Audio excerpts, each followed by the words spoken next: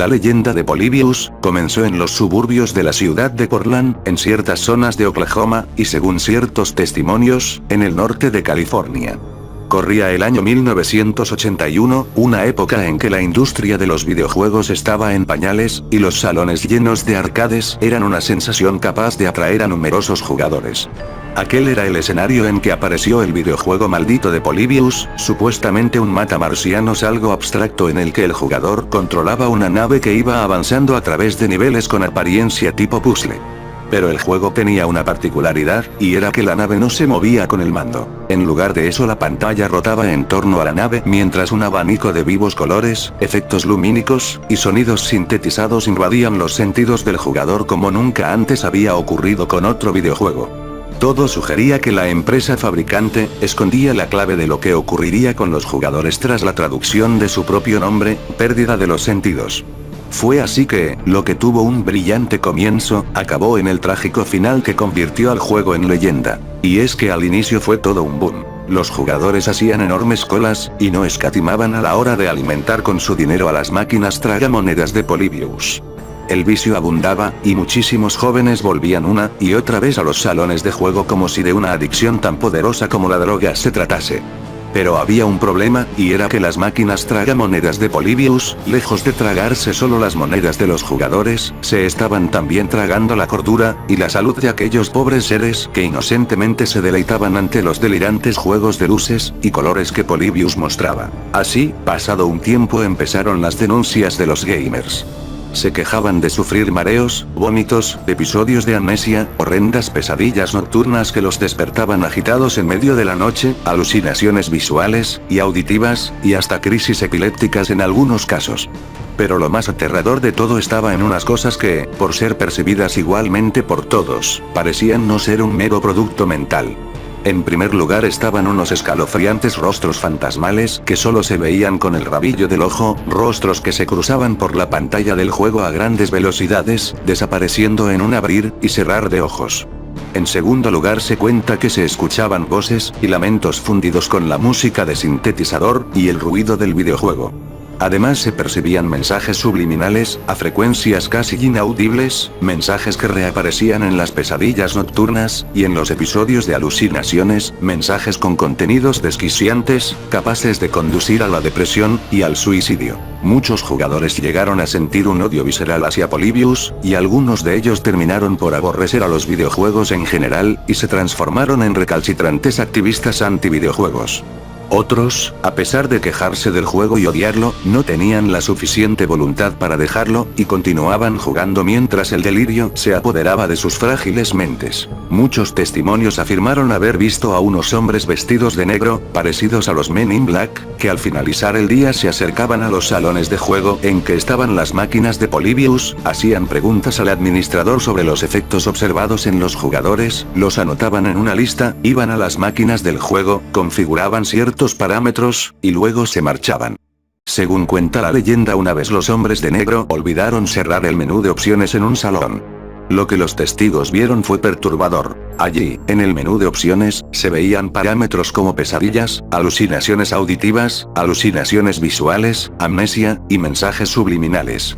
Hecho desconcertante y terrible, lo del menú y los hombres de negro dio pie a la creencia de que Polybius era un proyecto del gobierno estadounidense, un experimento perverso con vías a construir mecanismos con los cuales consistían en adormecer las conciencias de las masas, e inducir al malestar social a través de la apatía, la depresión y la locura. Afortunadamente para casi todos, las máquinas de Polybius fueron retiradas por los hombres de negro tras el escándalo mediático que inició la prensa local de Portland, tras la horrible muerte de un joven que falleció entre las contorsiones de un ataque epiléptico después de haber jugado largamente en un arcade de Polybius. Tras la muerte del joven, no quedó ni una sola máquina de Polybius. Aunque, si hay algo incuestionable, eso es la existencia, en algunos salones de juego, de registros que mencionan a las máquinas de Polybius en 1981. Además, muchos de los que administraban esos salones han declarado a publicaciones de videojuegos que, en efecto, los misteriosos hombres de negro, iban siempre a inspeccionar la situación de las máquinas, y de los usuarios antes de que los salones cerraran. Algunos de los que jugaron Polybius, afirmaron que en el juego había que avanzar por laberintos tipo puzzle, mientras otros dijeron que lo que había era una nave que combatía en el espacio. No obstante, se sabe que Polybius tenía mecanismos que producían amnesia, y que a causa de eso ningún videojugador puede recordar bien cómo era el juego porque, en otras palabras, si el juego era un proyecto secreto del gobierno, entonces pudo haber estado diseñado para no ser recordado uniformemente, y así ser relegado como un puro mito en el imaginario social. Pero la leyenda no termina allí. En el 2006 Steven Roach afirmó en varios foros de la red que él había sido parte del equipo desarrollador de Polybius, que no había ningún proyecto secreto del gobierno, y que simplemente se había querido experimentar en el campo de los gráficos vectoriales, obteniendo infortunadamente resultados como epilepsia o alucinaciones en los usuarios.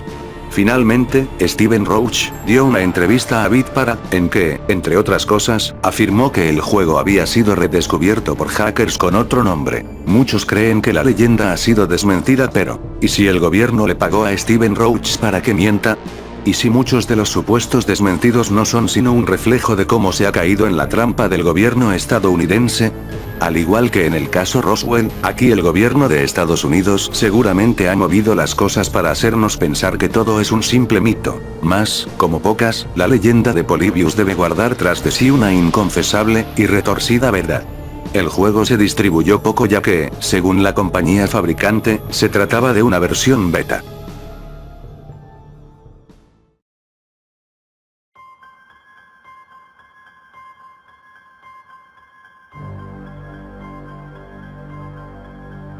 Un matrimonio con su hijo pequeño, viajaban de noche por una carretera prácticamente abandonada que servía de atajo para cruzar la montaña. Sus continuas curvas, la estrechez de la calzada, y la espesa niebla que cubría todo el trayecto hacía que aventurarse por ese camino al filo del abismo fuera realmente peligroso. De improviso, una mujer con la ropa ensangrentada se cruzó en la carretera obligando al padre de familia a frenar en seco. Tras el susto, el señor bajó del coche con la intención de ayudar a la mujer, que muy alterada y llorando les explicó que había tenido un accidente y su coche había caído por el barranco. La mujer le rogó que la ayudara ya que su bebé aún se encontraba en el vehículo atrapado entre unos hierros, y ella era incapaz de sacarlo de allí por sí sola.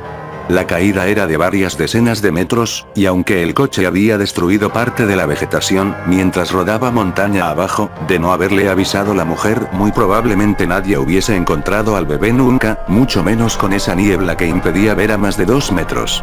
El señor, guiado por el llanto del niño, consiguió llegar hasta el lugar del accidente. Al rato subió muy nervioso con el bebé en brazos, y le preguntó a su esposa dónde estaba la mujer.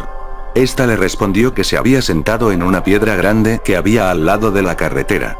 Su hijo y ella se entretuvieron unos momentos mientras trataban de buscar señal para llamar a los equipos de emergencia, pero cuando miraron ya no estaba. Entonces el hombre se metió rápidamente en el coche con el bebé, y le dijo a su mujer e hijo que hicieran lo mismo. Arrancó el coche, y se fueron. Su mujer, muy asustada, le preguntó que por qué se iba con el bebé sin buscar antes a la mujer.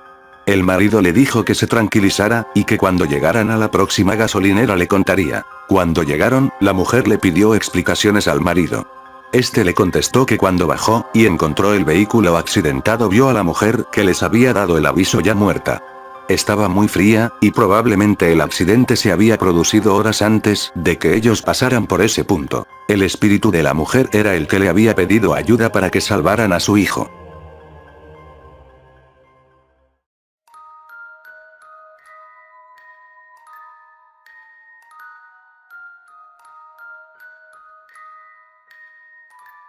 Cuentan que hace unos años, un peligroso psicópata escapó de un manicomio. La policía advirtió por televisión y radio de la fuga del demente. Pero una pareja de enamorados que volvían de fiesta no escuchó el aviso.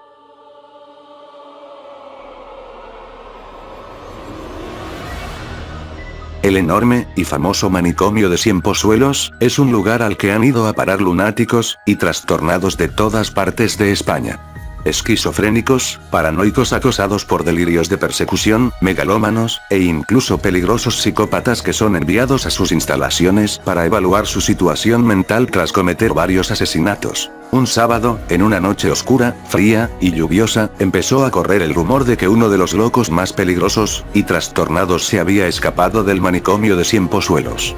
Dicen que era un psicópata que cometió crímenes horrendos antes de que lo detuvieran, y tras exámenes psiquiátricos, lo trasladaran de la cárcel al manicomio. Las autoridades pidieron la colaboración ciudadana para su captura, y en televisión y radio daban continuos boletines y descripciones del demente. El mismo día en que el loco se escapó, una pareja de enamorados, a punto de casarse, estaba volviendo a casa tras pasar una noche de fiesta. No obstante, entre copas y bailes, a ambos se les había olvidado que tenían poca gasolina y así, pasada ya la 1 de la madrugada, el coche se les quedó sin combustible, y tuvieron que parar al borde de la carretera. Afortunadamente la gasolinera no estaba tan lejos, 10 minutos de ida, y 10 de regreso, y todo estaría arreglado. La chica insistía en que podría ser muy peligroso, pero el novio le hizo ver que alguien tenía que quedarse cuidando el coche, que volvería pronto, y que nada pasaría porque aquella era una carretera muy segura, y siempre pasaban policías. Finalmente ella se quedó tranquila, y el muchacho se fue andando rápidamente. Pero el tiempo pasaba, una lluvia torrencial había empezado a caer, y en los 20 minutos que habían transcurrido no había pasado ni un solo policía. Y lo que era peor, e incluso insólito, no había aparecido un solo vehículo más. Llena de temor, la chica encendió un cigarrillo, y empezó a fumar mientras miraba a su alrededor, y hojeaba cada cierto tiempo el reloj. Había pasado una hora entera, cuando ya los nervios se habían vuelto inaguantables, y el terror se enroscaba como una gigantesca anaconda sobre su garganta. Pensó que habían calculado mal la distancia a la cual estaba la gasolinera, imaginó la posibilidad de que hayan cerrado la gasolinera, y su novio haya tenido que caminar más buscando alguna casita al borde del camino en la cual pudiesen darle algo de gasolina. Pero nada conseguía tranquilizarla. A pesar del miedo, el sueño, y el efecto del alcohol la hacía cabecear contra el volante en su empeño por no quedarse dormida. Luchó, y luchó, despertándose, y volviéndose a dormir una y otra vez hasta que finalmente se quedó con los ojos cerrados encima del volante. 2 horas habían transcurrido desde que su novio partió, cuando de pronto se despertó sacudida por unos golpes muy fuertes en el techo. Al abrir sus ojos vio horrorizada que las ventanas y el vidrio delantero estaban repletos de pequeñas manchas de sangre. Gritando con todas sus fuerzas, salió corriendo a toda prisa del coche mientras los golpes seguían en el techo del vehículo. Nunca olvidará lo que vio aquel día, cuando ya un tanto alejada, miró hacia atrás, y vio sobre el coche a un hombre con las blancas ropas del manicomio manchadas de sangre que golpeaba el techo del vehículo con la cabeza sin ojos de su novio. La chica aterrada logró escapar, y el loco, horas después del encuentro, fue detenido por la Guardia Civil, aún llevaba la cabeza en sus manos. Pero la locura engendra locura, y quien fuera una feliz veinteañera a punto de casarse parece ahora una vieja de cabellos largos y despeinados. Su cordura no pudo soportar lo que vio, y cada noche lluviosa el sonido de las gotas le recuerdan al que producía la cabeza de su novio impactando contra la chapa del techo, y la sonrisa de macabro placer que adornaba la cara del loco, mientras golpeaba el techo del vehículo.